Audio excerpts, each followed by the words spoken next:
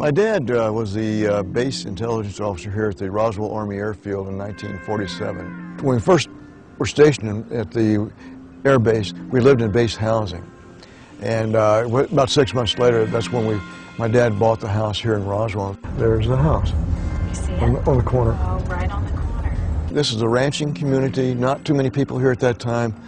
Apparently something crashed on the Foster Ranch, which is about 75 miles northwest of Roswell. The rancher didn't know what it was. The sheriff of Chaves County did not know what it was.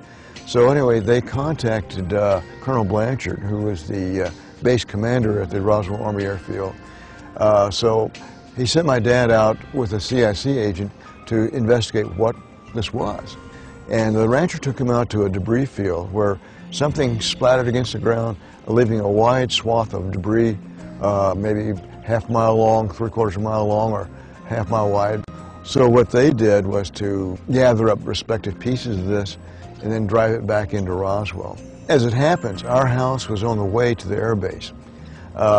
Even though it was late in the evening, early in the morning, my dad wanted to show my mother and myself remnants of something that crashed out there. Kitchen was just where that white wall is there.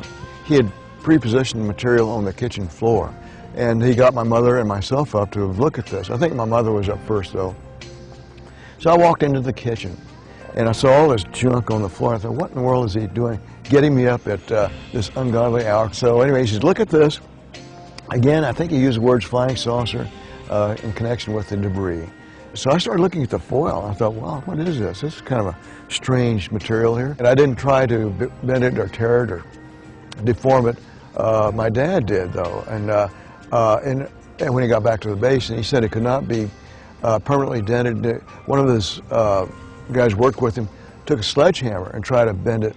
No permanent deformity with it at all. So this is very strange material. The next thing I looked at was there's some little beams on the floor, too. So I picked one that looked like metallic. The strangest part of that was there was some writing or some sort of writing along the inside surface of this. When I first saw that, I thought, oh, this looks like Egyptian hieroglyphics. But closer inspection, it was not hieroglyphics. It's more like geometric symbols, like oblate spheroids, triangles, truncated triangles, various shapes along the inside surface. They're violet, purple hue, semi-reflective of light. In other words, if you held up like that to the light over your shoulder, they would reflect back at you to some degree. And that was, I guess, the most weird part of the whole thing there. This is the main gate, where it used to be a concrete station here for the gate, for the guardhouse. And the sign for RAF, Roswell Army Airfield, was right there where that light standard is. So they've taken that down. But that's where the main gate was that you had to pass through to get on the base. Yeah, that's where the control tower for the air base was. Where they control incoming and outgoing flights of B-29s. There should be a big hangar down this way where they brought the bodies and the debris field first. And because there was a battery room in there which is kind of sequestered, and that's where they put the bodies. That's what I've been told. My dad, apparently under the direction of Colonel Blanchard, flew this debris to Fort Worth, where General Ramey, who was an 8th Air Force commander, to show him. And apparently the law was laid down at that time that no word was to be spoken about this.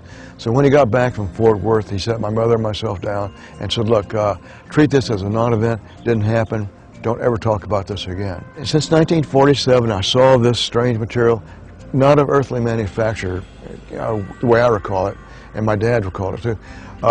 It made me feel that we're not alone, that there's others out there. This is something that came from outer space.